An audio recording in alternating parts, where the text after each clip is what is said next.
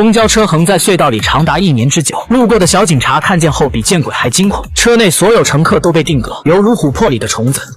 Oh my god！ 很快，国防部就派人赶来，可他们也是丈二的和尚摸不着头脑。唯独贝博士能大致猜出车内的不明固体是由气体转变而成，但想知道具体成分就需要做进一步的研究。与此同时，神秘男子找到神父倾诉，说经常会被一些不属于自己的记忆折磨，比如刚才看到公交车上一个陌生人突然戴上了防毒面具，然后释放出从82年积攒到现在的陈年老屁，车内的众人都被熏得无处可逃，而他却趁机拿起其中一人的背包潇洒撩人。说完这些后，神秘人痛苦地迅速离开，临走时还不经意掉落一个纸团，随后追上的神父好奇地打开，画中的场面正和遇难的琥珀公交车一模一样。